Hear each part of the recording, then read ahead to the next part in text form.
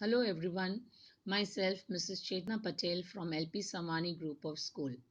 Now students, in this particular session I'm going to continue with the chapter Nelson Mandela. Fine? Okay. Now let us continue with the chapter. No one is born hating another person because of the color of his skin or his background or his religion.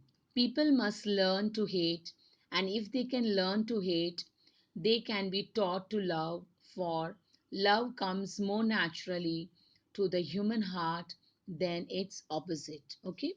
Now, what Nelson Mandela says that he believed that love came more naturally to human heart than hate. No one was born hating another person. People actually had to learn to hate, and if they could learn to hate, they could be taught to love also. Okay, this is one of your answer also. Fine.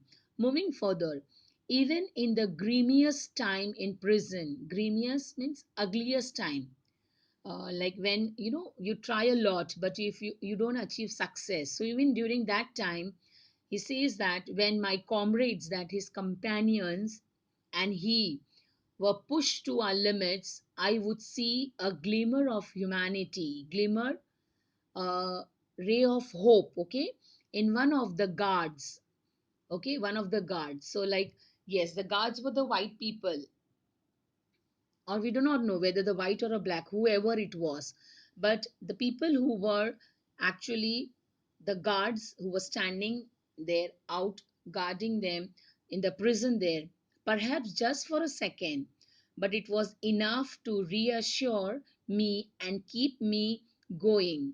Man's goodness is a flame that can be hidden but never extinguished. Okay, so the guards who were there waiting outside the prison, okay, so at times maybe even if they see a smile on their face, so that a little smile on their face would also give them a ray of hope, and that is why he says that man's goodness, okay, so a good person, however he tries to be bad, but he cannot do that, and that is why it is said that man's goodness is a flame that can be hidden. Okay, a person may try hard to be very harsh and rude, but the goodness, that is that flame, can never be extinguished. Okay, so this is what he's saying in this particular paragraph there. Fine.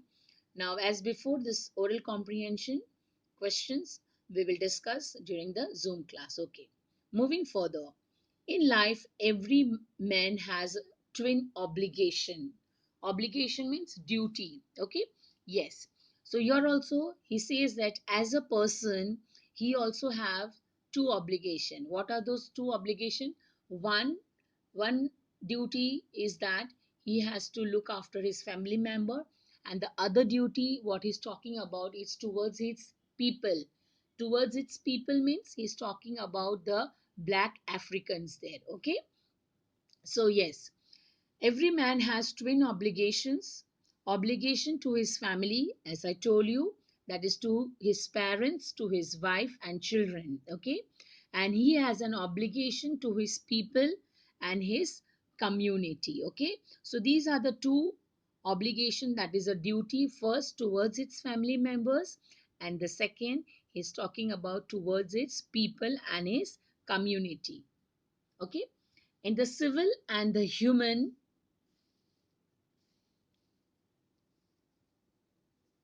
society, each man is able to fulfill this obligation according to his own inclination and abilities. Okay, yes. So this totally depends upon a person. A person who is more inclined towards his family member, a family oriented person, yes. So he will prefer to his family as a first priority. Okay, so it totally depends upon the people. Fine. Okay. Now, when he's talking about the duty towards its family and the duty towards his countrymen, okay, so it depends totally upon the person. Okay. So, a person who is more inclined towards its family, Of course, he will give priority to his own family. But then he says that, but in a country like South Africa, it was almost impossible for a man of my birth and color to fulfill both of those obligations. Yes. So he's sharing his own experience that if you are born in South Africa, and especially if you are a black African, then it becomes very difficult to obey both the obligations or to fulfill both the duty. Okay, if you fulfill the duty towards the family members, then you will not be able to do your duty towards your own country, towards your own people there. Okay, so you need to have a very tough time to take the decision whether you want to be a family oriented person or whether you want to achieve freedom for your own race people there. Okay, so that is what they're fine. In South Africa, a man of color who attempted to live as a human being was punished and isolated. Yes, so that is his own personal experience. He says that if a person who attempted, especially he's specifying, emphasizing on the color, okay, who wanted to live as a human being, not having any more demand, but he just wanted to live as a human being, was being punished and isolated. So he's talking about the race or the about the people of his race there. Okay, so the black Africans especially, see, they did not demand for anything more, but they just wanted to live a life of a human being. So you can imagine to what extent they were humiliated. Okay, so they just wanted to be live as a human being, but they were punished. That means they were not having equal opportunity. At the same time, they were allowed to stay separately. Okay, in South Africa, a man who tried to fulfill his duty to his people was inevitably ripped from his family and his home and was forced to live a life apart, a twilight existence of secrecy and rebellion. I did not in the beginning chose to place my people above my family, but in attempting to serve my people, I found that I was prevented from fulfilling my obligation as a son, a brother, a father, and a husband there. Yes. So he's sharing his experience that when he decided to live a life, okay, and in Africa, when he tried to fulfill his duty, when a person tries to fulfill his duty and lead a simple life, what happens? In that case, the people are unavoidably thrown away, okay, and they are forced to live a life apart. Okay, there's a twilight existence. Twilight existence means there is always a darkness. Twilight is the evening time. It's a time during the when the sun set. Okay, so that is what there is. So if you try to abide or fulfill your duty to his people, then what happens in that case? A person is being asked to live a life apart. Okay, and existence of secrecy and rebellion, that means you are always going against the law. Okay, i did I did it in the beginning chose to place my people above my family. Okay, so talking about the duty towards his family and the countrymen, yes. So, first preference whom he gave, yes, he thought of liberating his people from the white supremacy. So, when he started his duty towards towards the races of his own people, then he realized that he was preventing from fulfilling his duty as a son, as a brother, or a father and a husband. Yes. And before only he has said, a person who is born in South Africa and especially a black African, okay, and if you are born with the color of the skin, which is black, okay, so you can only have a duty towards your countrymen or else you will be thrown out there. Okay. Now, another paragraph is also one of your answer where he's sharing his childhood experience. Okay. Now, as a child, what are the things one would like to do? The simple things there. Okay. To I'm not talking about the child in the country. I mean to say in the city area, but in the village area. What they want to do, right? They want to move around in the open space. They want to pluck mangoes or the fruits there. They want to enjoy the water into the lake and pond. Okay, so these are the simple things the child or the children would like to do it. Okay, so the same thing there, fine. So what he's saying that I was not born with a hunger to be free. Okay, so when he was born, he's saying that he did not have that hunger to be free, because he says that I was born free, free in every way that I could know. Yes, so when you're born, we are free. We are not under any slavery or any bondage there, okay? Free to run in the fields near my mother's hut, free to swim in the clear stream that ran through my village, free to roast millies under the stars and ride the broad backs of slow moving bulls, as long as I obey my father and abided by the custom of my tribe, I was not troubled by the laws of man or God. Yes, children, they are very innocent. They have their own fantasy world. They are least bothered about the other things there, that is the law, constitution, and all. Okay, so that is what he's saying. As a child, these are the simple thing like any other child would like to do. Okay, moving around, then enjoying the water, river water. Okay, and all these are the simple things there. Okay, having a ride on the bull and all.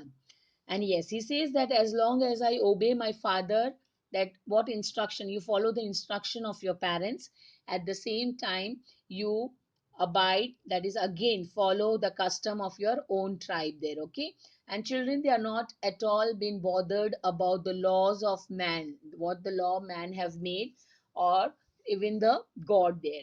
Okay, so they have their own world and all. They are least bothered about the rules and regulations of the constitution. Okay, that is what they, yes, of course they follow what their parents ask them to do there. Okay, that is what they're fine. Okay, moving further. Now, here in this particular paragraph, he says that from childhood as a grown up adult, how the freedom have changed. Okay, so as a child, what was his concept of freedom, and how as and when he grew up, how that concept have changed into something different there. Okay. Okay, now the next paragraph, again it's one of your answer there, like how the freedom changes according to the age there. Okay, it was only when I began to learn that my boyhood freedom was an illusion. Okay, age, teenager. As a teenager, it is said, yes, the world is very complicated, illusion. At times, you are told that you are too small to understand. At times, you are told that you are big enough to understand that. Okay, so that is why it is said to be as an illusion. Okay, when I discovered as a young man that my freedom had already been taken from me, that I began to hunger for it. Yes. So, as a teenager, still again, you are not bothered about other things. And as you grow, you come to know. Okay. So, you're also saying that as a boy, I was not aware about all these things. But as he grew up, he realized, or rather, he discovered that his freedom was being taken away. And why he realized that? Because there was a domination of the white people on the black African. He was also the part of it. Okay. And during that time, he realized that he was hungry for it. Hungry for what? Hungry for liberty, hungry for freedom, hungry for equality. Okay. Now, at first, as a student, I wanted freedom only for myself, the transitory freedom of being able to stay out at night, read what I please, and go where I chose there. Okay, so that is what then. Okay, so during the career option or when you are in a college, So he's sharing his experience that during that age, okay, what he thinks that I wanted freedom only for myself. Myself means, yes, as a college going teenager, what you would like to do? Yes, you want freedom to roam about, to go out for with your friends, okay, to read or to choose your own way, to read the books what you like. You want to stay out at night, okay. So these are the transitory freedom there, okay. So as a student, these are the things you want to do, but slowly and gradually as he grew up, he realized that the concept of freedom have changed. So as a teenager, he wanted freedom only for himself, okay. We'll see further what he's talking about. Later, as a young man in Johannesburg, I yearned for the basic and honorable freedom of achieving my potential, of earning my keep, of marrying and having a family, the freedom not to be obstructed in a lawful life there. Okay, yes. Now, as a fully grown up adult, again, the freedom, the concept of freedom has changed. He says that I yearned. Yearn means, waiting for, longing for the basic and honorable freedom. Okay, so the very basic freedom he wants there. Again, the basic freedom means achieving my potential, okay, to choose a field according to one's talent and skill, okay, of earning my keep. Earning my keep means to earn his own livelihood through his own way. Okay, of course, one wants to settle down, that means to marry and have a family there, okay. The freedom not to be obstructed in a lawful life there, okay. So here also he's saying obstructed means, yes, nobody should interfere in his life there, okay. So this is what he is talking about there. So we have seen in this particular paragraph that how the freedom, the concept of freedom have changed as a age and experience. Okay, so this was Mandela's understanding of freedom there. Okay, so that is what he says, that as he grew up, he realized that he didn't have any freedom, and the freedom of everyone who looked like him was being curtailed by the horrible system of apartheid or the racial discrimination. Okay, fine, moving further. But then I slowly saw that not only was I not free, but my brothers and sisters were not free. I saw that it was not just my freedom that was curtailed, restricted, or reduced, okay, but the freedom of everyone who looked like I did. That is when I joined the African National Congress, that is his party, okay? And that is when the hunger from my own freedom became the greater hunger for the freedom there, okay? So that is what, again, he's sharing his experience that as a teenager, first of all, he thought that he want freedom only for himself, but slowly and gradually he realized that it was not the freedom of only mine, but it was freedom for his brother and sister. Okay, and not only that, but freedom for the people who looked like him. And here he's talking about the color of the skin there, okay, where the practice of apartheid was going on, and where there is a domination of the white people on the black Africans, okay. So he saw that the people of his race did not have the equal opportunity like the other people, okay. They were asked to live separately. They were not allowed to participate in any of the political affairs and all, okay. So from that very beginning, he had that thing in his mind that he wanted to free people of his race from this bondage and from this slavery there, okay. Okay, It was this desire for the freedom of people to live their lives with dignity and self respect that animated my life. Okay. Now, what he's saying is that it was the wish for the freedom of the people. Okay. Everybody has the right to live their life with dignity, that is, respect, self respect. And because he could see that he himself, as well as his race people, were not having that respect in the society, and that gave rise him to fight for them. Okay, that transformed a frightened young man into a bold man, that drove a law abiding attorney to become a criminal, that earned a family loving husband into a man without home, that forced a life loving man to live a like a monk there. Okay, and because of that duty towards his country, or towards his nation, or towards his people, these were the changes which brought the life of Nelson Mandela.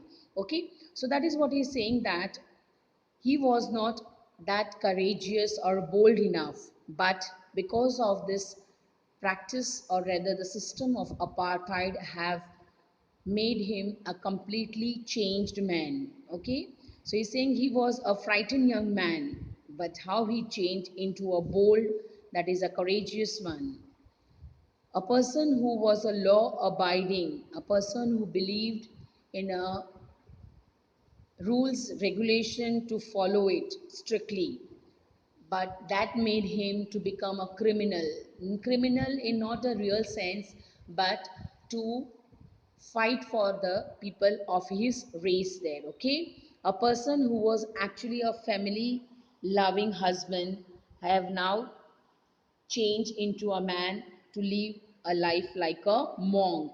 Monk, no? A person who gives up everything, all the luxuries of life, and only live in the name of God. Okay? I am not more virtuous or self sacrificing man than next man, but I found that I could not enjoy the poor and the limited freedom. Okay, so here he's sharing that yes, he is not a kind of person who is more virtuous.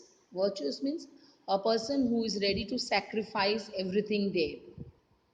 Okay, but then too, because of these things which were going around him, rather in his own country, made him to change himself. Okay, so that is what he's saying, that I am not more virtuous or a self-sacrificing man the next and then the next man, but I found that I could not even enjoy the poor and the limited freedom I was allowed when I knew my people were not free. Freedom is indivisible. The chains on any one of my people were the chain on all of them. The chain on all of my people were the chains on me. Okay? So yes, if I am not able to enjoy the freedom, okay, what does it mean? That the people of his race, or the people of black skin, are also not able to enjoy the freedom there. That is what there. So we have seen like how the freedom, the concept of freedom have changed according to the age there. Okay, so he found that if he's not able to enjoy that limited freedom, that means he is under chain, and when he is under chain, that means the people of his race are also under chain. Okay, chains means under bondage, under slavery. Fine, so freedom is indivisible, it cannot be divided. Okay, the chain on any one of my people, so as if he is not able to enjoy, his people are also not able to enjoy. Okay, so that is how he had an idea that freedom is not related or limited to me, but he need to fight for the people of his own race there. Okay, fine. Now moving on to the last, I knew that the oppressor must be liberated just as surely as the oppressed. Okay, so here is talking about both the sides. Okay, As a people belonging to black race, I need freedom. Similarly, the people on the other side also, or rather they must be liberated. Okay, a man who takes away another man's freedom is a prisoner of hatred. He is locked behind the bars of prejudice and narrow mindedness. Okay, prejudice, a strong dislike without any good reason. Okay, so that thought process is very narrow because they are separating the other people, the people of his own country, merely on the basis of the color of the skin. I am not truly free if I am taking away somebody else's freedom. Just as surely as I am not free when my freedom is taken from me, the oppressed and the oppressor alike are robbed of their humanity. Okay, now in this last paragraph, he's trying to justify both the side. What he says that I am not free if I'm taking away anybody else's freedom. That means here he is justifying or trying to say that even the white people who are actually trying to dominate the black Africans, according to them, they are free. But no, Nelson Mandela says that even they are not free. Okay, so if I'm taking away anybody else's freedom, even I am not free.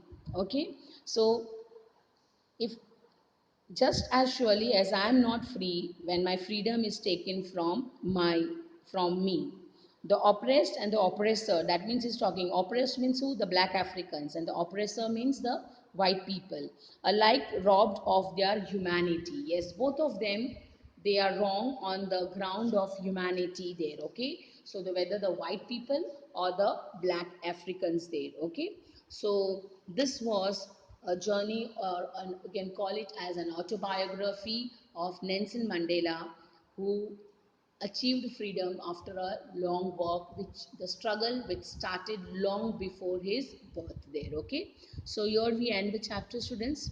Thank you and have a nice day.